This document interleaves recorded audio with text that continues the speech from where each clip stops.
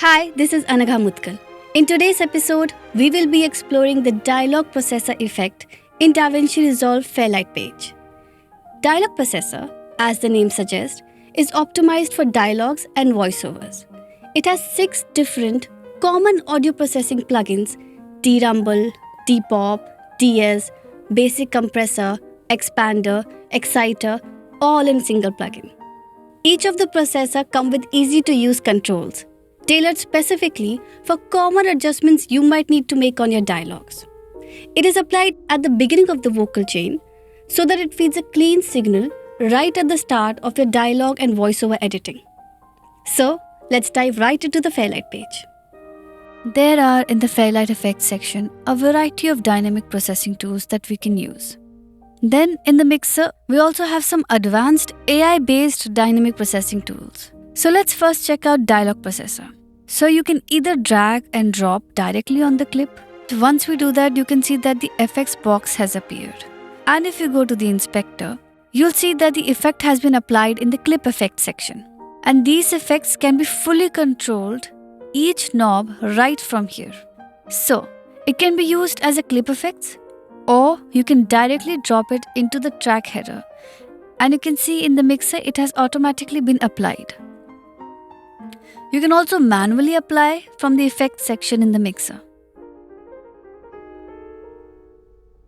So, let's start with the dialogue processor.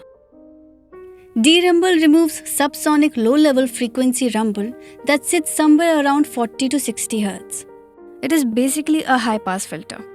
Let me shift to Isotope RX to visually show you on the spectrogram. So somewhere here lies the low-frequency rumble. When we apply the high-pass filter, the low rumble is attenuated, as you can see.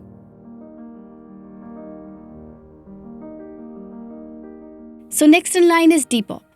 D-Pop helps you to remove the vocal popping, also known as plosives, such as p, bh, p, etc. You can set the frequency from anywhere between 50 to 200 Hz. Amount sets how much of the audio signal is being affected. So these blips are the pop sounds. Let's select deplosive. I'll check for the frequency limit. So the depop will only affect the pops below the threshold. Now in this case 120 is our limit. So let's render. And you can see the difference. It has attenuated the plosives. So next is DS. DS is a specialized form of dynamic equalizer. It helps to control harsh sounding S's, which usually appear somewhere around 6K to 7K Hz. Frequency allows you to set the frequency range. यही कोई 2.5 वर्ष पूर्व And amount allows how much the signal is attenuated. कामगार आघाड़ी का मात्र मामूली सा कार्य करता. Let's go back to the spectrogram. So this is where our SS lies, around this frequency. Let's apply DS. As you can see, it is only reducing the harsh S's. So this is what DS does. कामगार आघाड़ी का मात्र मामूली सा कार्य करता. Now let's check the compressor. Compressor basically reduces the dynamic range of an audio signal. In this dialogue processor chain, let's only apply a slight amount of compression so that it only affects the very peaks. Threshold is the level at which the signal will start to be affected. And this sets the amount of compression to be applied.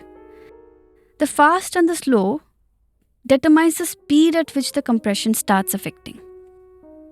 Before we go to the next plugin in line, let's check out some of the basic parameters common to most compressors.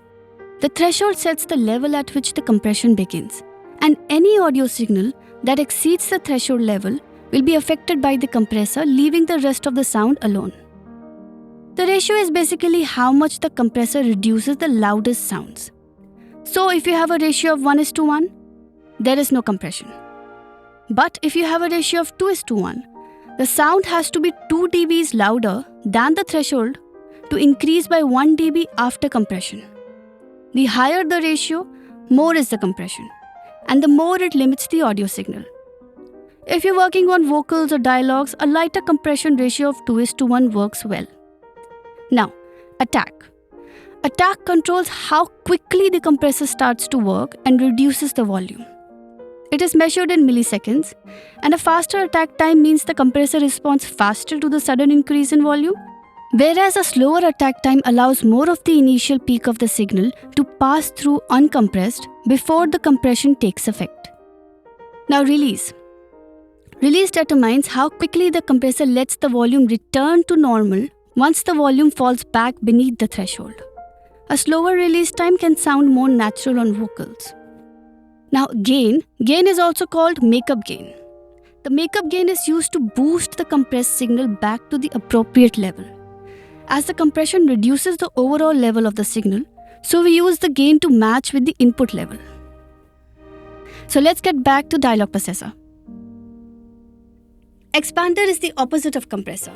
While compressor decreases the dynamic range, expander increases the dynamic range while attenuating the low-level noises. Here also we have a threshold which works similarly as in the compressor. The range determines how much the signal is attenuated, and the fast and the slow is again the speed at which the effect is applied.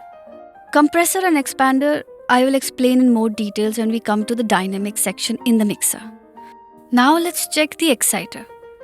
Exciter in the dialog processor adds extra harmonics in the higher frequencies, and the amount sets how much this effect is applied.